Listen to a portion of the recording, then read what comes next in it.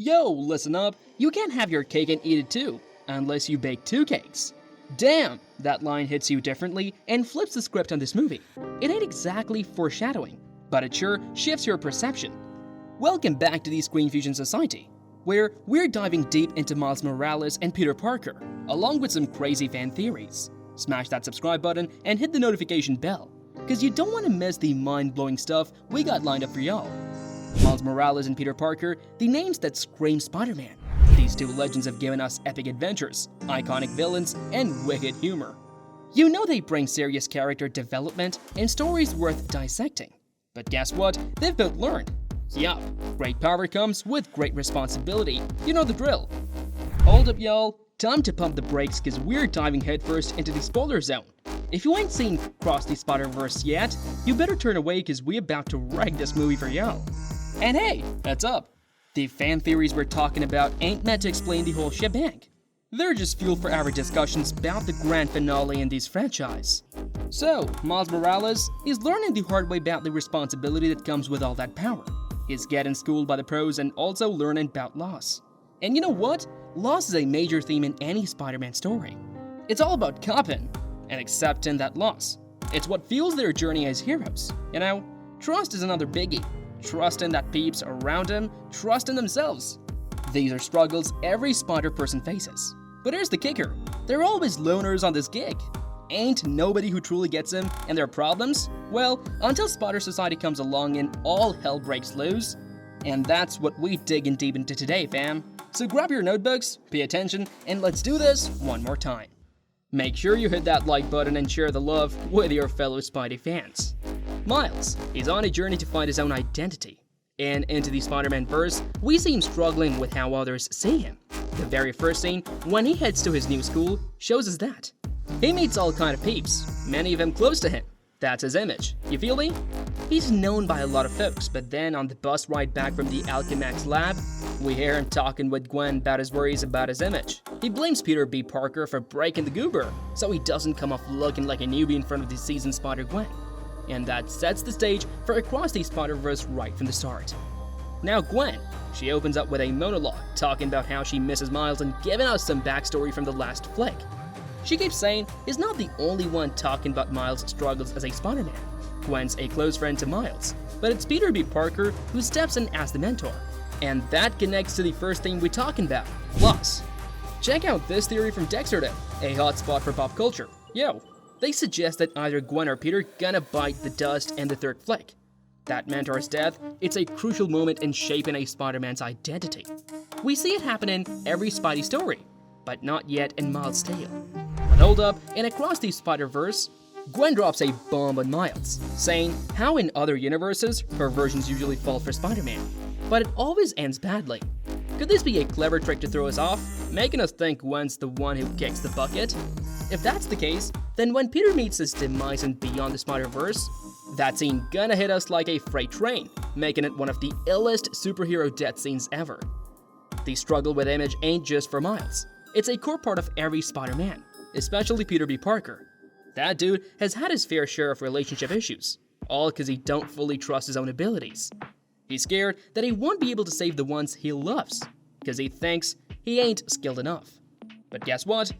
This trust issue, it's something that affects all them Spider people. And Across the Spider-Verse, Miles loses trust in Peter B. Parker when he betrays him and spills the location to all them other Spideys chasing him. And he loses trust in Gwen when he finds out she's been keeping secrets about his fate. Now fate, that's where things get real interesting, fam. Miguel O'Hara drops some knowledge bombs about these canon events that every Spider-Man gotta go through. These events define their journey, I dig. Loss, it's a major part of their lives, as I mentioned earlier. But check it, TikTok user Shelby Hallow got a theory and it's straight fire. They suggest that these canon events ain't gotta be specific people, but more like general titles. Like, every Spider's journey gotta include the death of a family member, a loved one, and a police captain. But hold up, Shelby Hallow argue that it don't gotta be a police captain specifically, but more like a mentor figure. Someone that the Spider's alter ego looks up to.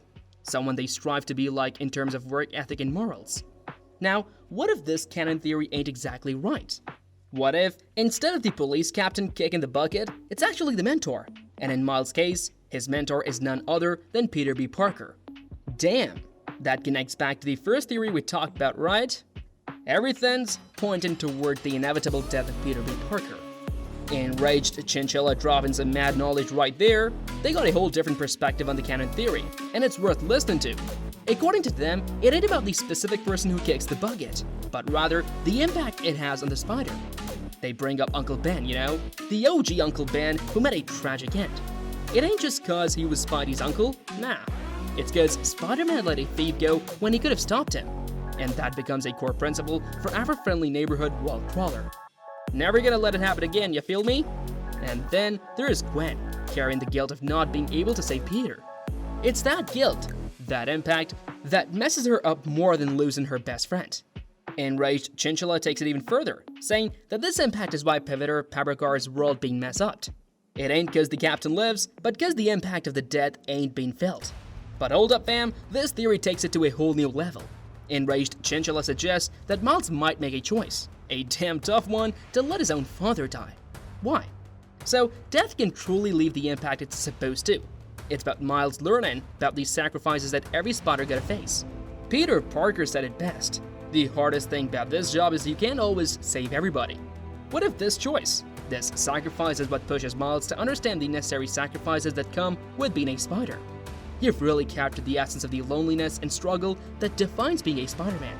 Each of these canonical events, the losses, the guilt, and the sacrifices, force these Spider people to confront their responsibilities and grow as individuals. It's a journey they have to undertake alone, facing the toughest challenges without relying on anyone else. Gwen's battle with Peter and her realization that she can't save everyone exemplify the burden of being a Spider-Woman. She carries the guilt of not telling Miles the truth and must wrestle with that on her own. Similarly, Miguel understands the loneliness of the job and respects Gwen's decision to go through it alone, even if he can't help her. It's this struggle and resilience that define these Spider people and make them unique heroes. As for Miles, he is facing one of the most challenging moments of his journey, at the end of Across the Spider-Verse. Betrayed, threatened and facing an alternate version of himself, the Prowler, he's at his loneliest point. The cliffhanger leaves us all on the edge of our seats, eager to see how he'll overcome these trials and grow into his role as Spider-Man. According to the theory, if Earth 1610's Miles Morales turns Earth 42's Miles Morales into Spider-Man, then it could potentially save Earth 1610's Jefferson Davis, since Earth 42's Miles has already experienced the death of his father as a canonical event. This theory suggests that altering the canon events of one version of Miles Morales could have implications for another version. Trust is a key component of this theory, as Earth 42's Miles must trust his slightly evil counterpart and vice versa. The idea of trust and its importance in the Spider-Verse narrative is consistent with the themes we have discussed before. These Spider people often find themselves in situations where they have to trust their instincts and their counterparts, even in the face of uncertainty and doubt. While this theory raises intriguing possibilities, it's important to note that it remains speculative until confirmed in the actual story. The complexity of interdimensional interactions and the potential consequences of altering canon events can make it challenging to predict how the narrative will unfold. As for your questions, the intricacies of the theory might indeed leave some room for confusion. The possibility of altering canon events and the potential outcomes for different versions of characters can be mind-boggling. Additionally, speculating about who might die in the last movie is a natural response when discussing fan theories and the consequences of altering established story elements. We have been given two absolute masterpieces of animated Spider-Man movies. Nobody denies the visual spectacle that these movies bring, but the character work that has gone into this movie is something that needs to be talked about. With all the fan theories covered so far, we raise some important questions. Are canon events real? Do they really affect these Spider people in the way that Miguel O'Hara describes them? What is Peter B. Parker's fate? How is all of this going to play in Miles Morales' story going forward? We have seen some stellar animation techniques and some of the best storytelling in the past decade. With recent Marvel films not meeting expectations, Across the Spider-Verse restores the faith we have in comic book movies and in animation. We see Miles start out the movie as a regular teenager, and he goes through this transformation arc, sowing doubt in his mind about his mentors, being betrayed by his friends, and being put in an impossible situation, facing an incomprehensibly difficult choice. But at the end of the day, this is what we love from these movies. We see our favorite characters struggling, and we root for them. We support them. Miguel O'Hara and Miles Morales are going to have a nuclear-level battle. One, a seasoned Spider-Man with the support of nearly the entire Spider Society behind him. The other, the new kid on the block, left to fend for himself against the brute force of hundreds of experienced superheroes, supported only by a handful of his friends. This, ladies and gentlemen, is going to be a story for the generations to come. Have different fan theories? Thoughts on the ones mentioned in this video? Leave a comment, let me know your ideas. I hope you enjoyed this video, and stay tuned for more explosive content coming your way soon.